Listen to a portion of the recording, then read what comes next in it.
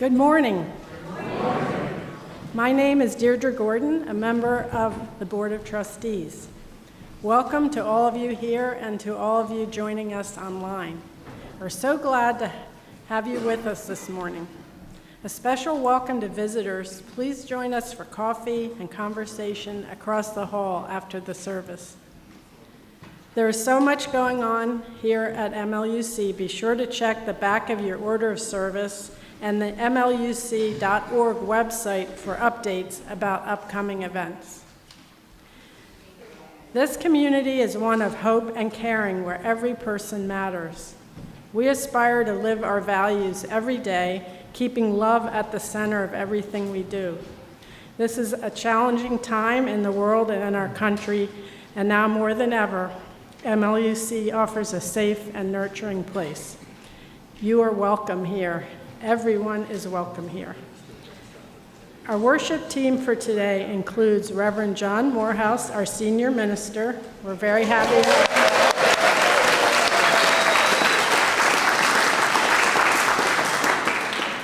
Dawn Star Saras Borchelt, our director of learning and family ministries.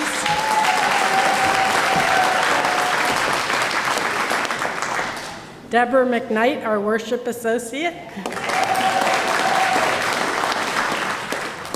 Music today is provided by the Bell Choir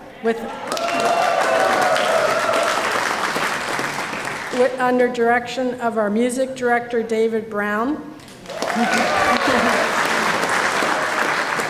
And Jody Brown is the accompanist on piano. We couldn't do this all without our folks managing sound and tech either.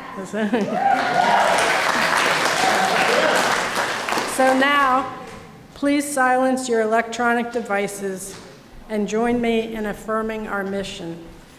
Together, we transform lives through love, service, and welcoming faith.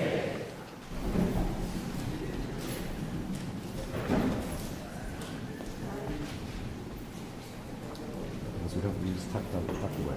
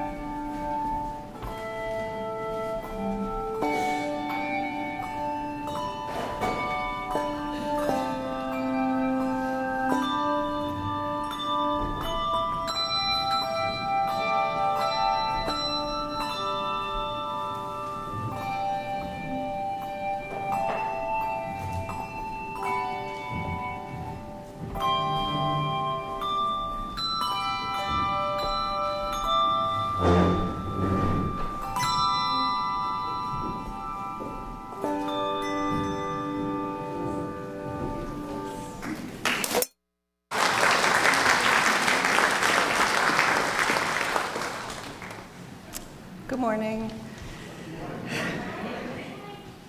With the words of Maya Angelou, we light our chalice today.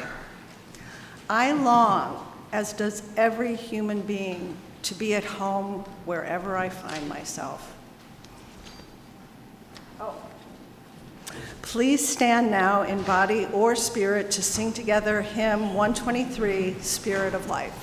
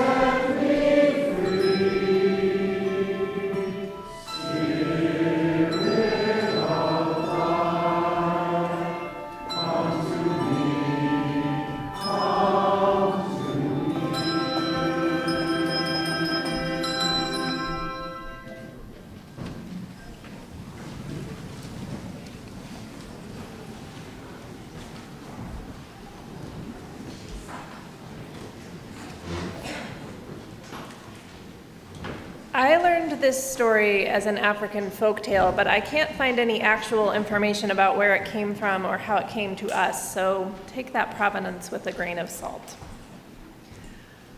A long time ago, before there were people on Earth, there were many different animals that lived all over the place, and some of the animals lived in the grasslands, but they mostly didn't live very close together because they thought it was best that way.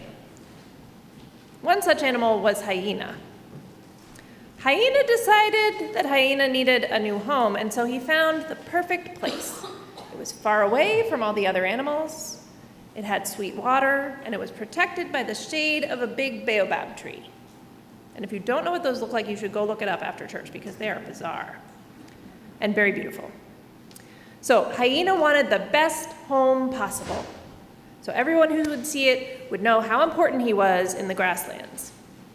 So he had the best builder in the land build it and decorate it for him, and it took a whole moon's time to build, and when it was done, hyena threw a party to show it off, and he hired the best caterer in the land to cook the food, and there was so much that it took a week to cook it all. And he invited everybody to his party, and everybody came and admired his fine new home. They had a delicious feast. Everyone, that is, except Hare. And Hare is kind of a trickster, so. But it made hyena mad. And so the next morning he visited Hare and he said, "Why didn't you come to my party last night to see my fine new home?" And Hare said, "Your fine new home? I hear that it's nothing special, just another hole in the wall. And I'm sure your party was boring." "You're just jealous because you don't have such a big home," said hyena. "I could have one if I wanted one," said Hare. "Oh, you think so? Let's see then. I challenge you to build a home better than mine in half the time. I'll come back in 2 weeks, and I expect to see your house, and I expect to go to the best party ever given." And off he stormed. "Okay, I've really put my foot in my mouth this time," thought Hare, which I think a hare could actually do, probably. But he was always a tricky fellow, so he came up with an idea. He visited all of his animal neighbors and he asked them to help him build a fine new home. If they did, he promised them 2 great gifts when they were done. All the animals wanted to see what the great gifts were, but some of them didn't want to leave their families, so Hare told them to just bring their families too. So all the animals built little houses for their families and then went to work building a big house for Hare. Because so many animals worked on the house, it was easily built within 2 weeks. And each day,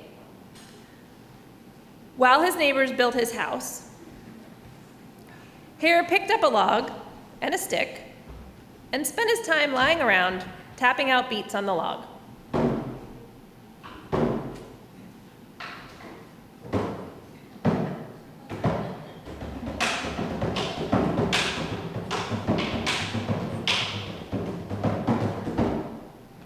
When hyena returned, he found a home in those 2 weeks that looked a lot like his house. and he asked Hare what made his home better. "Don't you have eyes to see?" asked Hare. "I don't just have a home, I have a village. Now all my animal friends live close by, and it's easier for us to visit and have fun together." So this was Hare's first gift, the village or the community. Hyena had to admit that it was very nice to have a community of friends nearby. But then Hare invited everybody to a party. And because there were so many people, so many animals in the village, no one of them had to cook the whole feast. Everyone brought the dish that they made best. The food was truly as delicious as what Hyena served, but Hyena wanted to know what made it better. Hare said, "Just wait." And he began to tap out on the log the rhythm he'd been working on while the others built his home. The beat was very catchy, and pretty soon others started tapping it out. And then Butterfly flew up and started moving her wings to the beat.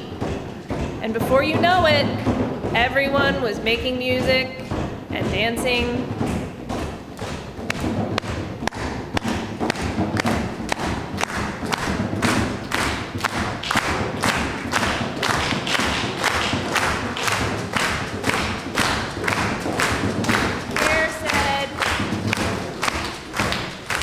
Hare said, "This is my second gift, the drum."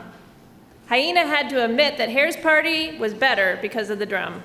With all the eating and music and dancing, though, Hyena wasn't too upset about it being a better party than his. So some people say that Hare really presented the animals with three gifts: the village, the drum, and the music. Some say music and the drum were the same gift, but Hare doesn't have an opinion one way or the other. I bet he enjoys the arguments. It's time for children and youth to go to their classes. Before you get up and before we start doing the music, I just want to say it's our first day of fall classes. So I would like everybody, no matter what your age is, to meet me out in the atrium. But just so you know, pre-K through fifth graders are going to be in a workshop room in the McGinnis room. Crossing Paths, which is 6th and 7th graders, will be upstairs in their usual wonder room. And 8th graders and up will be in youth group today because OWL starts next week, and there's a complicated OWL/youth group schedule that we'll work on later. So, let's go.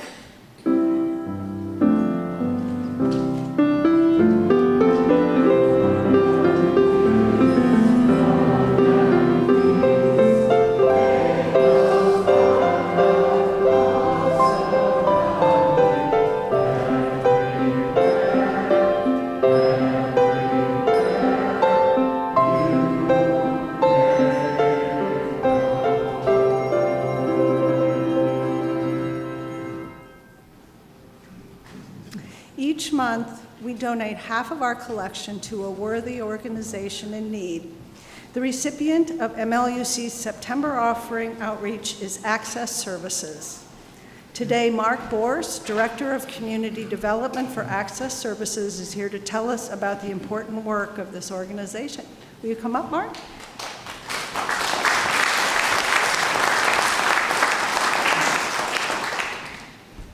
Thank you for having me today. This is a lovely service. This is just so good. I am grateful to be with you today. It's been good to get to know some of you over the past months as we have talked about ways that we can collaborate to address the needs of our neighbors who are affected by the twin crises of housing and homelessness. Access is a nonprofit human services organization that provides a variety of services to people living in the community. Mental health services, services to folks with disabilities, intellectual disabilities. That this also includes outreach to those living outside and assistance so that people can get back into housing. Your generosity has some very tangible results. First, it provides survival gear to people while they are facing the inherent danger and relentless hardship of living outside. We have an outreach team that covers all of Montgomery County. Last night, 600 people slept outside in Montgomery County. So survival gear to those folks who are living outside. Second, your generosity provides essential items needed to begin living inside. Things like can openers or shower curtains, seemingly insignificant, but out of reach for those with severely limited financial means as they move inside. When we have somebody moves into a place, we do a housewarming. People bring things. They go on a registry, and I need the following things. And we usually pick out the throw pillows that really go with our decor. The people that we're talking about helping move in are so strapped financially that they can't buy for themselves even these simple things that we don't even think about as part of our house. They're just sort of the things that we take for granted. And so your generosity allows us to provide those things for people when we help them move in. As an aside, I was moved by the collection of art expressing home in the room across the way. Sitting behind the issue of housing is the deeper need that we all have. To belong, to have a place that is home. I appreciate this reflective insight that you have here about this truth. Thank you again for your hospitality and your generosity. I'm looking forward to being with you in the second hour as well. I was here on Wednesday for lunch, and so I feel like I belong here now. So it's good to be back, and I'm looking forward to not only this service, but what follows. Thank you again.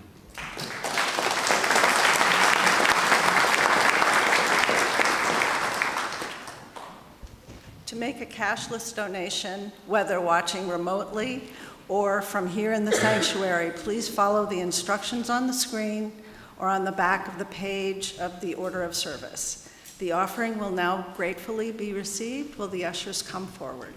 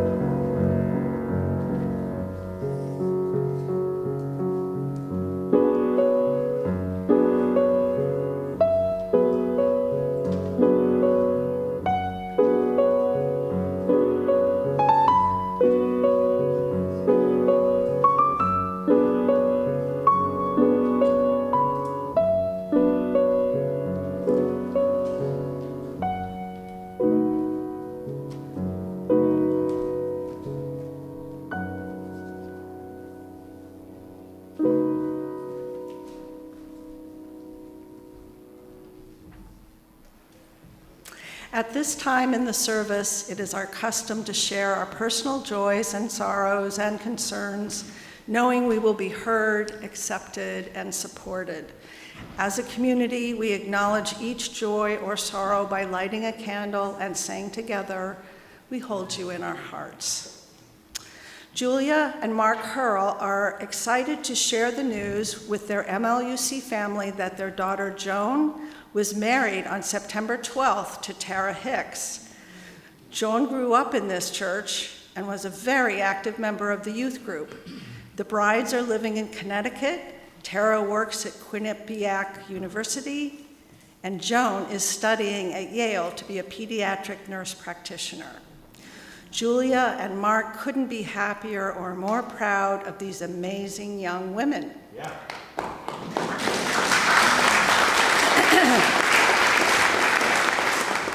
For Julia, Mark, Joan, and Tara, We hold you in our hearts. Jay Wiley wishes to acknowledge all the special angels of the congregation who reached out to him to wish him well and give him their support while he was going through his recent right hip replacement, which has meant so much and is gratefully appreciated. Jay said, "This is such an amazing group of wonderful people." For Jay and his special angels, we hold you in our hearts. Tracy Simpson asked that we please light a candle for Charlie Kirk, his wife and 2 young children, his extended family and friends, and his colleagues and fellow parishioners, that they all find comfort and peace. And for our leaders, that they be wise, prudent, and charitable in the coming days. When you see people being neither wise, prudent, nor charitable, and you will, pray that they are given grace and offer them yours as a down payment. Pray equally for those you love most and those you like least. For Charlie Kirk, all who cared for him, the people who witnessed the shooting, and all of us trying to be wise, prudent, and charitable in our interactions with others, we hold you in our hearts. Carl Stevens is lighting a candle of concern for Hiro Nishikawa, who is recovering from a stent procedure to relieve a clogged heart artery at Paoli Hospital last week. For Carl and Hiro, we hold you in our hearts. And let us light one more candle for those of us with joys or sorrows too deep to say out loud at this time. We hold you in our hearts.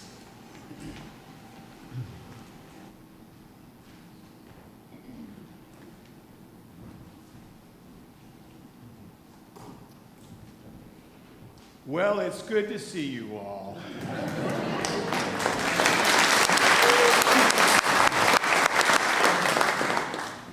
I realize that there's some people here who have no idea who I am.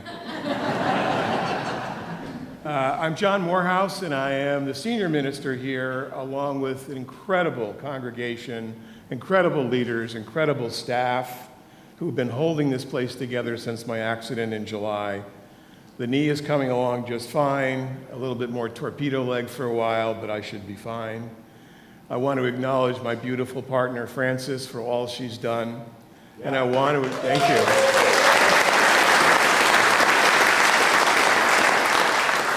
And I want to acknowledge all you who've come by the parsonage, paid me a visit, climbed the stairs, brought us food, brought us flowers, all the things that make a community beautiful, including the less glorious tasks of how to get me out of the house and up here. I really, really appreciate it. Thank you, thank you, thank you. I want to begin the service today, the worship and spiritual part of the service today, with a meditation. And so I'm going to invite you to settle back in your seats, if that's comfortable, and put your feet on the floor so you can connect with the earth. Let's breathe in deeply together the sweet air of the earth, and we breathe out. And we know that coming together like this is an act of sacred grace. We ask for that grace to be among us now, to infuse our hearts with some love, even as we are dealing with the fear and the anxiety and the pain of our world and our country right now. We ask for this amazing grace to be within us and among us as we touch those who are in our world, those in this community, in our families, our co-workers, our neighbors, those who are different than we are, those who think differently than we do. While we are dealing with the great pain of a country that is being torn apart with violence and discord purposefully, let us be the antidote. Let our grace be the antidote. Let us provide soothing balm to the world as it is right now, even as we ourselves are dealing with the struggles and the difficulties of our own lives. Let us remember that all people hurt. All people are dealing with some struggle in their life. People who are not like us. And we extend our loving grace. And let this feeling of grace for this moment that we have together go out from this place to all we know and all we don't know with loving kindness and compassion. In all that is holy, we pray and we say amen. Amen.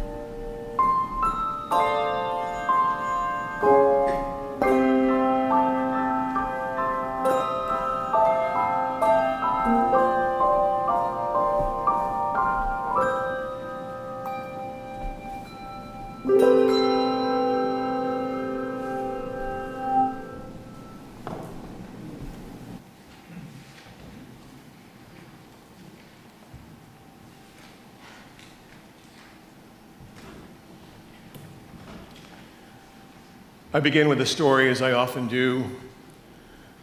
This from a beautiful book called There Is No Home for Us. Maurice and Natalia had grown up in Washington, D.C. They fell in love as teenagers, and they married early on in their teens. They found a little apartment moving out of their parents' house in Southeast, and they had begun their life together. They both had jobs that paid more than minimum wage, but not something we would call a living wage. And soon the landlady decided that she needed to sell the building because, as is so happening in all parts of metropolitan areas in Philadelphia and Washington, D.C., neighborhoods are being bought up. Houses that have been holding tenants for a long time are being torn down. And this was the case here. Their house was going to be demolished to build a new-end, high-end rental in the growing gentrification of Southeast Washington, D.C. They didn't have much to do. They kept looking for other jobs and other places. They knew the eviction was coming soon, their termination was soon, and they decided that they would go down to Atlanta where Natalia had a cousin. Not much family, but a cousin. So Maurice and Natalia moved to Atlanta, and what's true of Washington, D.C. is even more true of Atlanta in terms of its gentrification. When they got to Atlanta, they found a place, actually, a modest apartment, one-bedroom apartment on the edge of the city, not far from where Natalia and Maurice had both found jobs, short bus ride away. But then that landlady decided to sell her building. They moved again a little farther out of town to another place, as this often what happens with people who are unhoused, is they have to keep looking farther and farther away from the city center. They did find a place, but it was in really poor condition. And Natalia complained about the broken hot water heater once too many times, and that landlord evicted her. At this point, they'd had a child, a little boy who had autism, and they decided that they would keep looking, and they went farther and farther afield. But what they were now involved in was a skyrocketing real estate rental market. A rental market with far too many units for the people who were working, and of course, living close to the poverty line. There was very little they could afford. They did find a small place, a one-bedroom apartment for all three of them, and then Natalia's brother came down to Atlanta and said, I don't have a place to stay, and so he slept on the couch. And then the landlady came to them and said, I just found out that your brother's dealing drugs. And so they lost their lease. Maurice also lost his job, and so at this point, Maurice said, I'm going to move down to Florida where I have a cousin, and I'll send money back. And Natalia was left trying to find another place. This began a vicious cycle, as so often happens with people who are poor, involving a co-signing service that they had to involve. You can get your loan co-signed for an extra fee. Roach-infested apartments. And then the latest thing to happen with apartments that are being bought up by private equity firms is they've automated the evictions. It's a logarithm.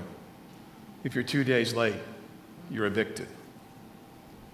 She kept trying to find places and went from one place to another, staying in motels in between, never really finding that one place where she could land. Now she was an hour away from her job at a call center. And she had a panic attack at a call center. And so her supervisor said, don't worry, we have a psychiatrist you can go see. And so she sent her to the psychiatrist, and the psychiatrist did an intake and said, well, you just need to cut back your hours to half-time. Don't worry about it. It's going to be okay because your job will still be paid. It'll be paid leave for the other half-time. So that's what Natalia did. But that's not the truth of what happened. She was just half-time. And she couldn't get her full-time job back. And it wasn't long before she joined the working homeless, what we call the vehicular homeless. She lived in her car with her child, and she roamed from place to place, parking lot to parking lot, trying to find one more place to spend the night. She desperately wanted and applied for one of the Section 8 vouchers, which the federal government gives out to a very limited number of people, a very limited number of vouchers that you can apply to those landlords that will take the voucher and have rent at 30% of your income. The only problem in Atlanta at that time and today is still the case. The waiting list is 8,000 names long. It's 7 to 8 years. If you're poor in America and you're trying to find housing, it's not just that you're trying to find housing, but the prevalence of what poverty means and how people look at you differently, particularly if they're landlords, is really quite pronounced. Francis and I brushed up against this some years ago. We had sold our house in Connecticut. We were planning a move someplace else. We still had a little place in Maine. And we were going to try to find an apartment for a few years as we finished the work that we had to do in Connecticut. And so we entered the real estate market for rentals. Wow.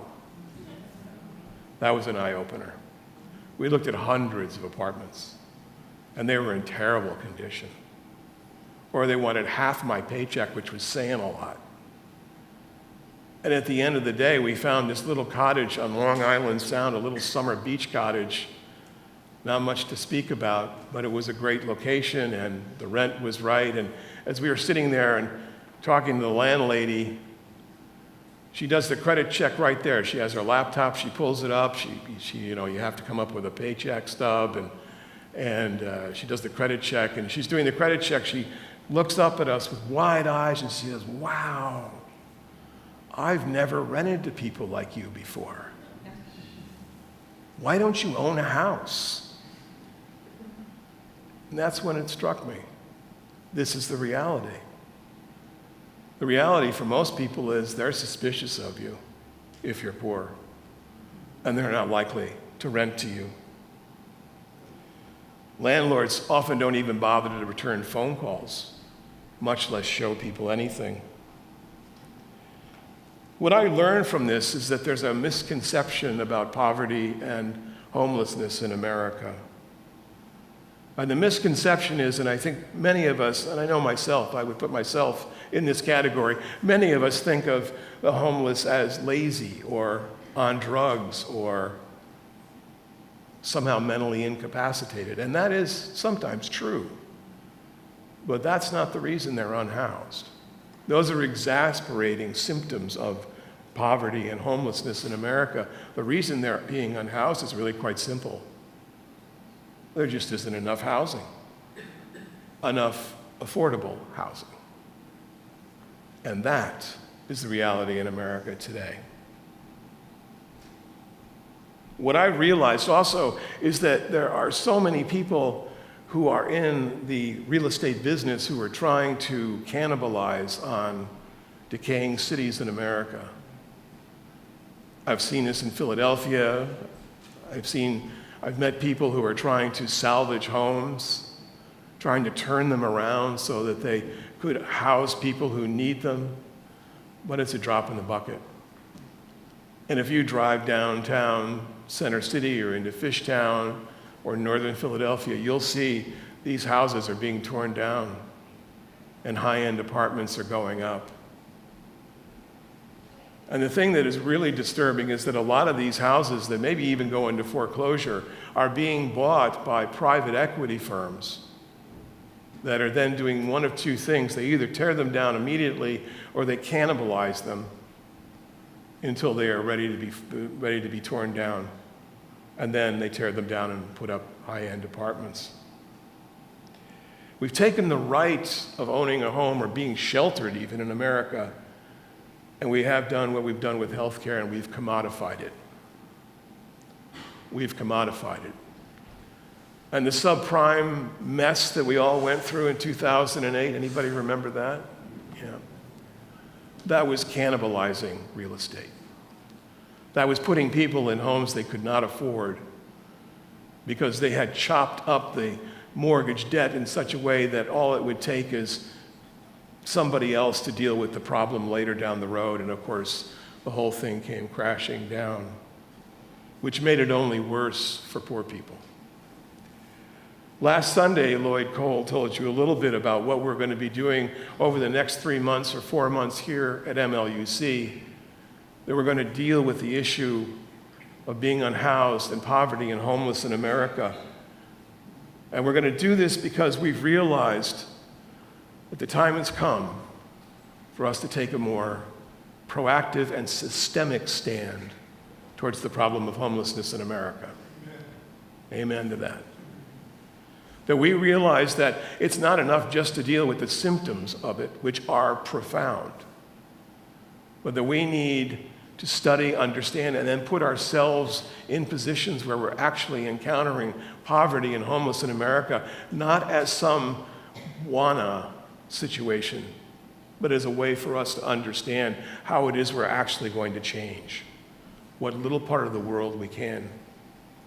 We can do this. I know we can do this. And I hope you'll join Lloyd and myself when Mark comes and speaks to us after the service, because I think we're going to talk about this in ways that you may not normally think about. Someone said last week to me, they said, well, what does this mean for Family Promise? Are we not going to do Family Promise anymore? Of course we're going to do Family Promise.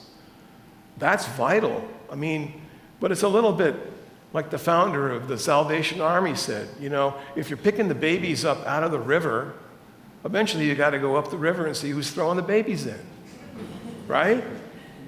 We're going to go up the river and see who's throwing the babies in.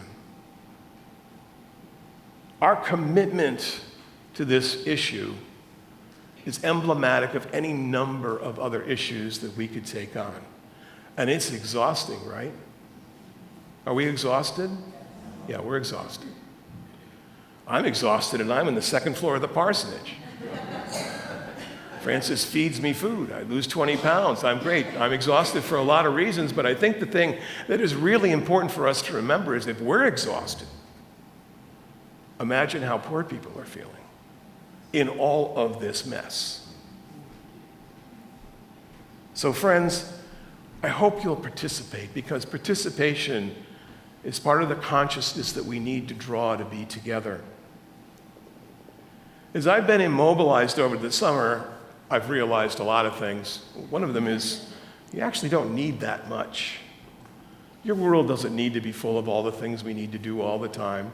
And I say that from obviously a great place of privilege and comfort. But I also realize just how fragile we all are, right? We're all so fragile. This was a freak accident. I slipped on the floor. One leg was in another room. Didn't turn out so well for this leg. But I thought, wow, that could happen to any one of us, right? It happens all the time. Or there's a health crisis, or there's a financial problem. And you know, you'd be surprised how many houses out here are a couple of paychecks away from not having the house. People are working really hard. Yes, there's a lot of wealth, I understand that, but all across this country, there are people who are right on the edge. Right on the edge. And I realize that in this vulnerability also lies, perhaps, our salvation. Because if we're willing to recognize that all of us are vulnerable and all of us have some part of us that needs to be held up and loved, and we realize that for anybody else, not always the people that we know, we're that much closer to changing our small bit of the world. And then you multiply that by the millions of communities that make up this country, and if you make a movement out of that, it will change the way we look at the world. I realize that we're more resilient than we think we are. I realized that this community, this congregation, not only has incredible resources, but incredible love. And when we say that love is the center of our faith, I'm talking about you. I'm talking about you and how you reach out to those people who are in need, and you do all the time. And I hear these stories constantly. Constantly. And it gladdens my heart, because I realize this is the way we are going to move beyond our present darkness. Housing security, as one issue among many, and there are many issues, is for me as good a place as any for us to do the good work. Because housing security, housing justice, is one of the ways in which we say we care about our neighbors. Can you hear me? And what we say about our neighbors says something to the larger worlds of which we're a part. Stable housing allows people to form relationships. It allows people to have a place they can call home, even a room that has a lock on the door. And we've created this crazy system of prove it until you're innocent, right? That keeps the unhoused unhoused. So how many times I've come across this in organizations that I've had the privilege to work with, where they say, yeah, you can be in this shelter. Sometimes they even give you a room that has a lock. But as soon as we find out you're doing drugs, you're out. But that's the problem. Who can ever get clean enough to reach this so-called moral bar so that they can have a place to stay? Why don't we do it the other way around? Why don't we give them a place to stay and then deal with the drugs and the mental illness and all the other things, right? It's not complicated. The problem is that with a system built on capitalism as we have here now, and I won't get too Marxist on you, but on the system that we have right now, exclusion is the norm, inclusion is the privilege. And this harms the excluded and those who are excluding. You learn that belonging and having a way into the privileged society is competition, not restoration. It's a kind of restlessness that just makes all of the burning of our country all the worse. We expend ourselves competing with other people instead of working with other people. So I'd like to start with a quick question. You knew the questions were coming back, right? And the question is this. Turn to your neighbor. If you'd like to do this, just give it a go.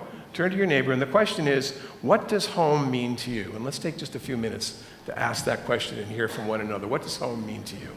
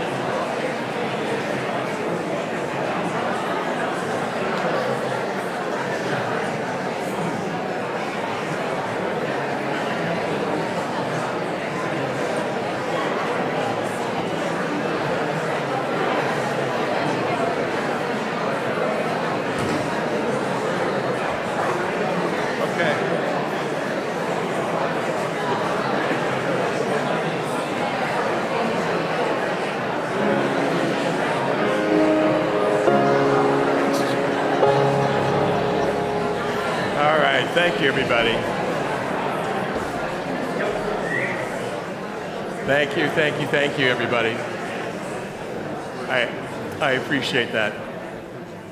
Francis warned me, you've been away for a while, don't talk too much. So I want to hear from you all first. Let's hear from folks. The ushers have got mics, just raise your hand. What does home mean to you? Or share with somebody else what they said. Home to me is family. I'm very fortunate to have a loving family. I know I can depend on them, but I realize there are so many people that don't have that. Thank you. We said the same thing. Two of us said the same thing, one word, family.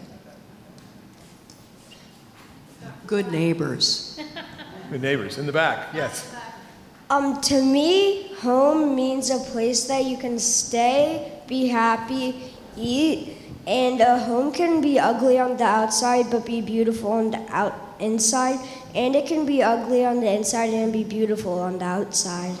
Wow, thank you.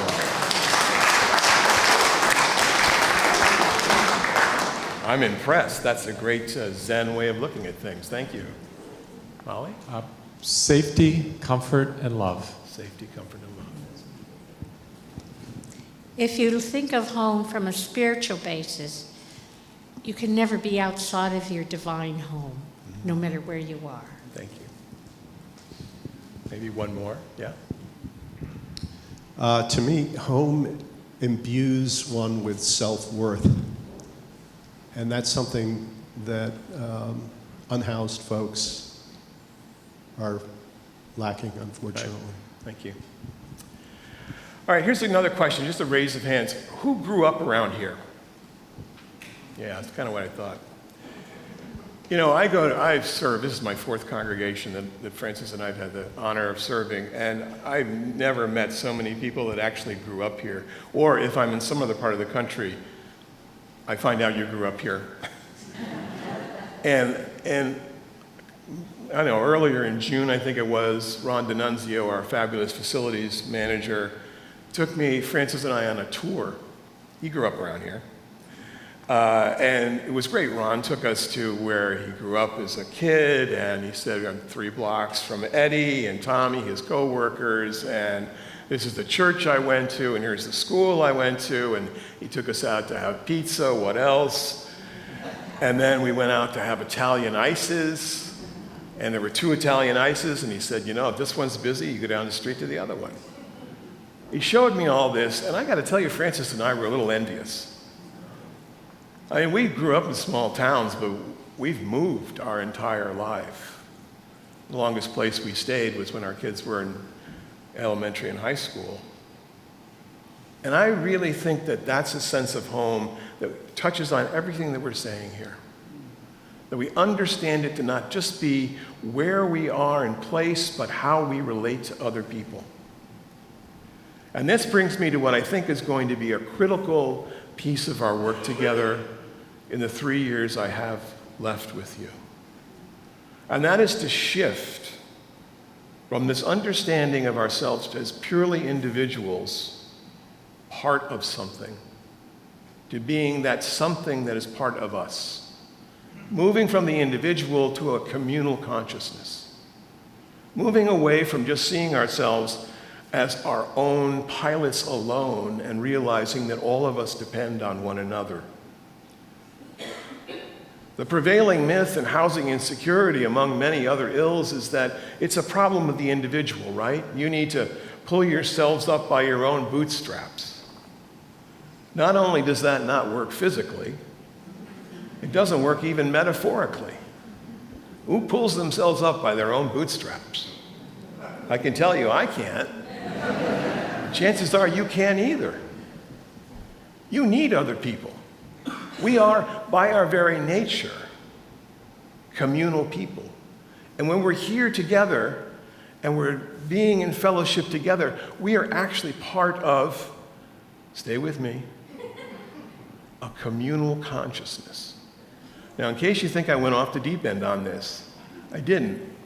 I mean this sincerely. And when I hear it the most, especially from where I'm sitting, where I hear it the most is when you get up and sing. That is when you are truly a communal consciousness.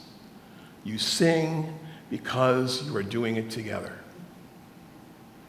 There's so much in our culture that keeps us apart, and Unitarian Universalism has had to make some steps in recent years that moves us away from this fierce love of the individual. I can believe in whatever I want, nobody can tell me what to believe, and I'm like, oh, give me a break.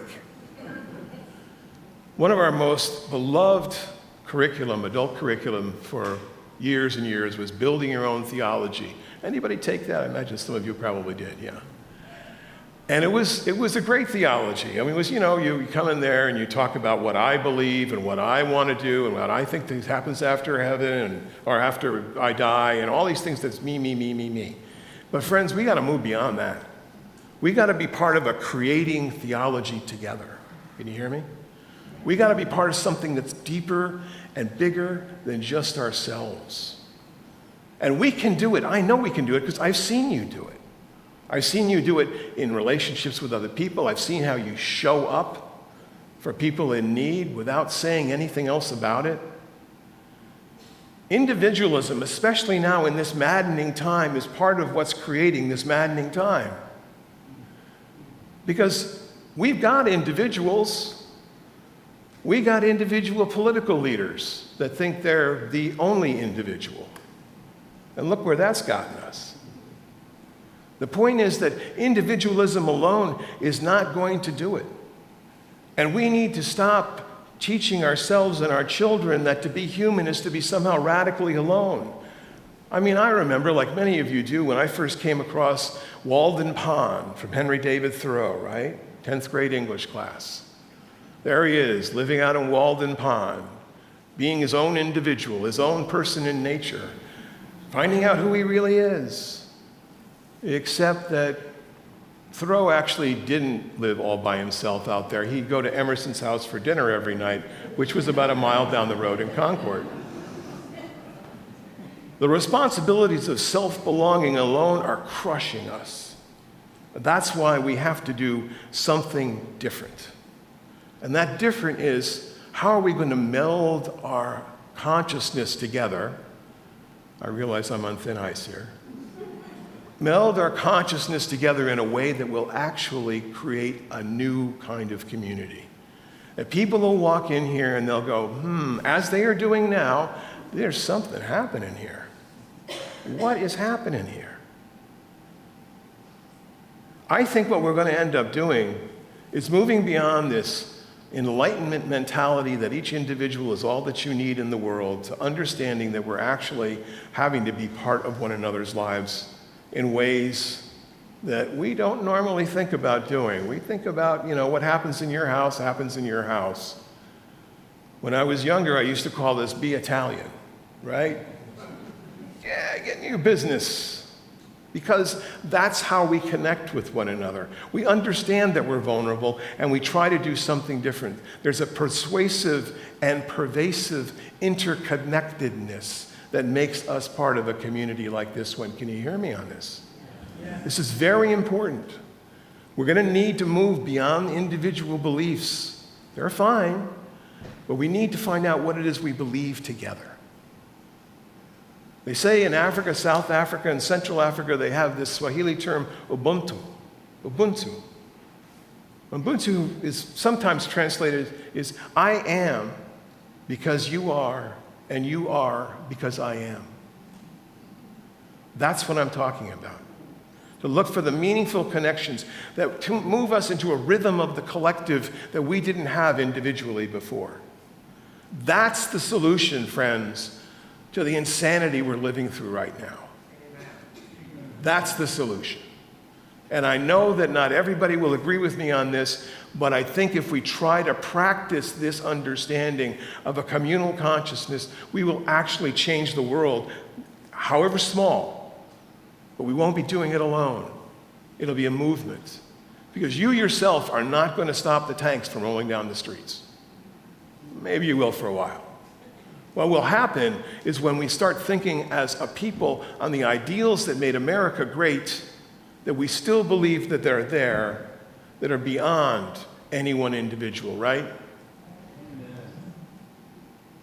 It's not about discovering yourself anymore. I hope you've gotten that. No. If you have a problem discovering yourself, come see me, we'll talk. But really what I want you to do is discover who we are. That's the point. It takes courage to be together. This is a sacred act. Here and online, it's a sacred act. It's late, and I'll close with a story. A true story. I met Charlie serving a church, won't say where. He was an African American. He was quite overweight. He came to us originally from an outplacement firm, a temporary firm. We needed a custodian, and he was the custodian. And he did a good job. Well, he did a good enough job. It was fine. I didn't really care. He was friendly. He was outgoing. He was really a sweet guy.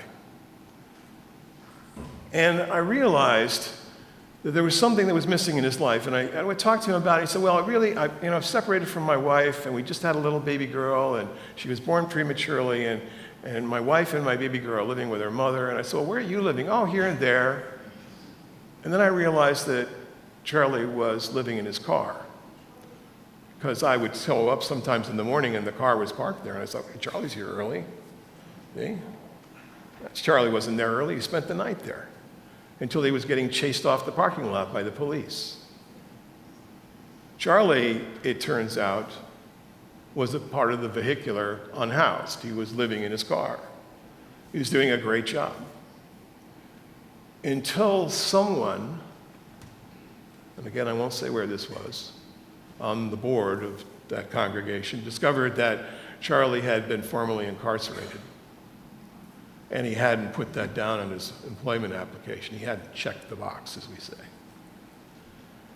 The board met and they said, well, if he's, he's in a trusted position, I don't know how we can do this. And, I argued vehemently, it's just the reality. Let's not push on this. It's okay. But they decided, no, we had to terminate him.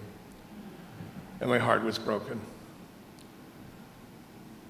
And Francis and I got together, along with some other people, as big a cash gift as we could get, and tried to find him a placement someplace else. That's another one of these spirals of poverty that incarceration brings to people.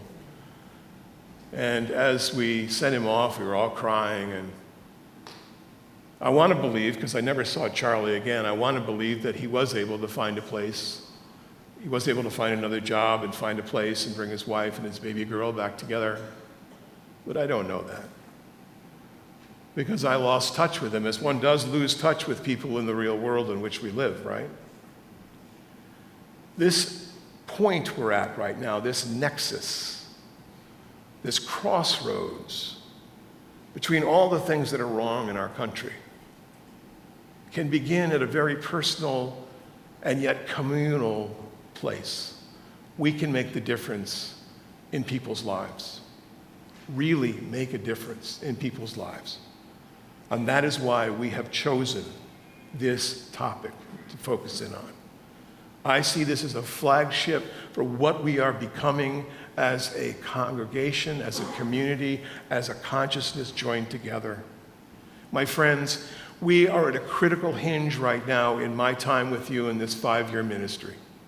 This is the time we swing that hinge to yet another direction that is more outward facing, more inclusive, especially of people who are not like us, in ways that we may not even realize they're not like us, and find in that a strength and fortitude that we didn't know we even had. Who's with me?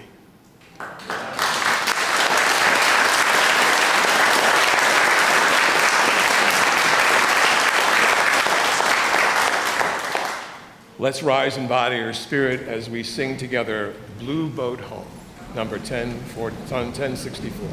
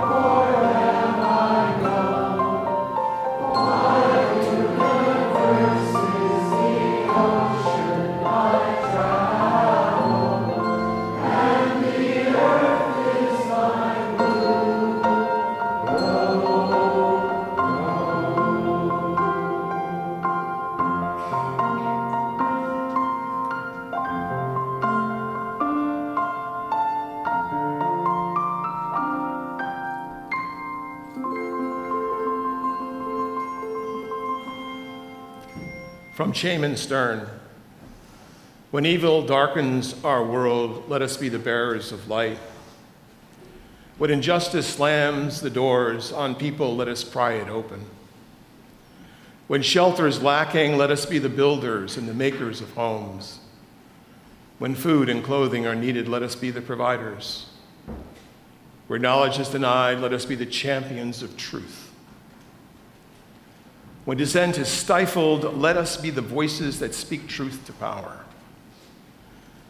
In the places where no one acts like a human being, let us bring courage and a collective love and compassion. Most of all, let us bring our humanity. Now the service truly begins, my friends. Please remain seated for the postlude.